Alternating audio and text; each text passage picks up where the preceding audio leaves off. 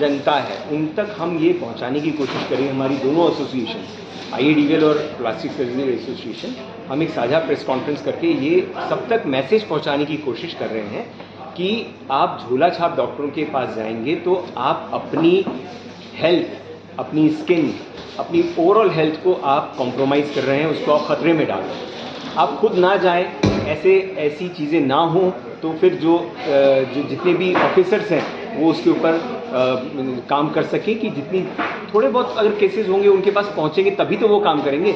होता क्या है कि मीडिया में ये चीज़ें आते आते बहुत देर हो जाती है, जैसे कि कुछ डेथ्स हुई तब मीडिया में आया, उसके बाद एक्शन शुरू हुआ।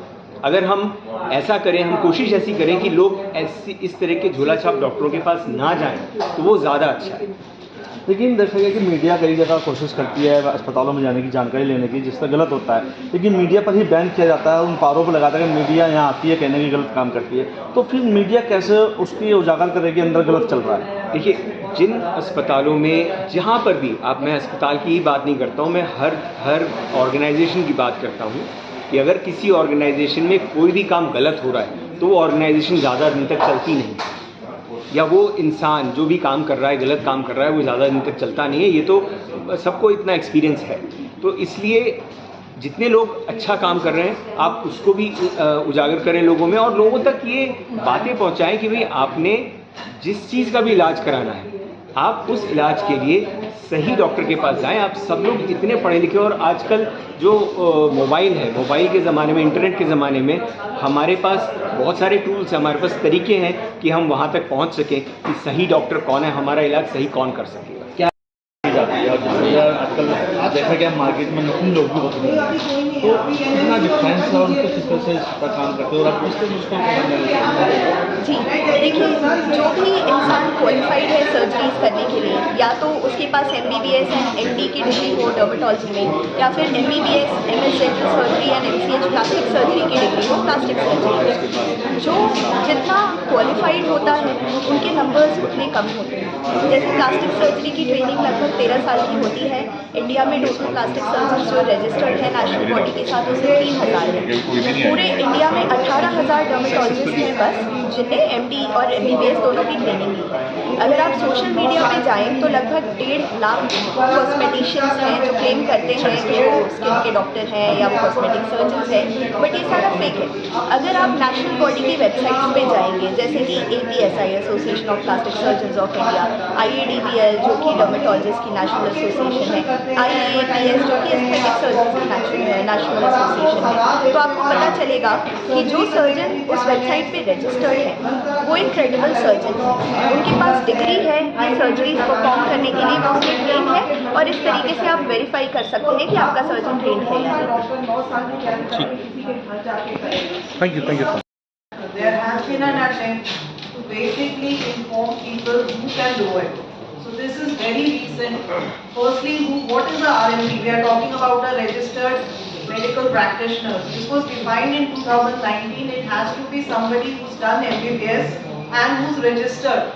So somebody who's not registered with the state medical council is not allowed actually to work, practice in that state or whatever. The second is who can do these procedures.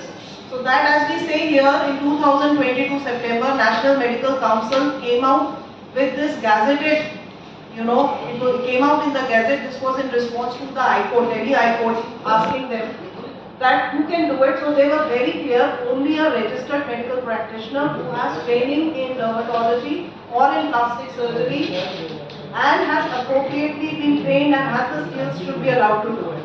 Now, why this was important? Why did NMC or the government feel this was important? Because they saw the malpractice that was actually happening. In the absence of this guideline, literally everyone was free to do whatever they wanted.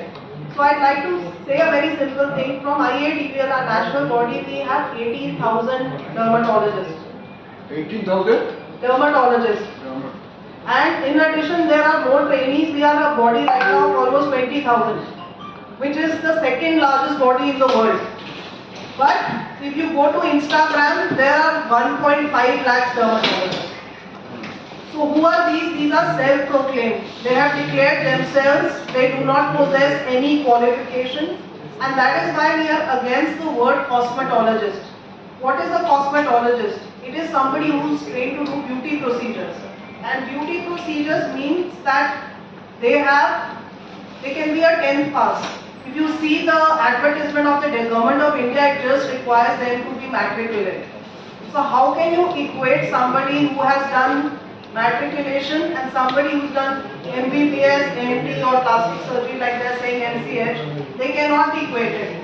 The problem comes why we need your help is that when something goes wrong, the lay public is not able to distinguish between a cosmetologist with no MBBS versus a trained doctor. I'm saying one of those 20,000 because our trainees will also get their MD degree, so we grow beyond 20,000. They are the only ones who should be authorized to do this. The patient's well-being, and it is also very important to educate the general public about who cannot do a particular group of surgeries. And then the other important thing is, Dr. Vinay talked about the training. It's a very rigorous training. 5.5 years of MBBS, 3 years of MS or MD, and then another 3 years of plastic surgery training. So to become a plastic surgeon, you spend about 13 years. And the same cannot be replicated by 2 months of short training in any specialty. When we talk about hair transplant, it's not just the hair. You're looking at the skin, you're looking at the skin conditions.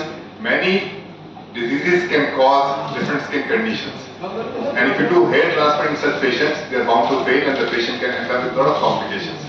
So you need to have a holistic knowledge of the whole body rather than just a specific area. So that is why it's important that, people who are doing hair transplant have a thorough knowledge, and you cannot have that if you have not done an MBBS degree. Because then you study the whole body, not just the hair or the scalp.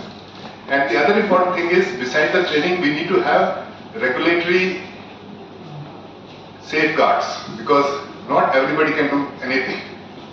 For example, if I have diabetes, I will not go to a physician now, I go to an endocrinologist. And if I have a neurosurgical problem, I go to a neurosurgeon, not a general surgeon. So likewise, for each specific field, you have to go to a specific specialist. And for that, there is a rigorous training which is required. The amount of time you spend, the amount of time you spend to train and learn the art. That's very important.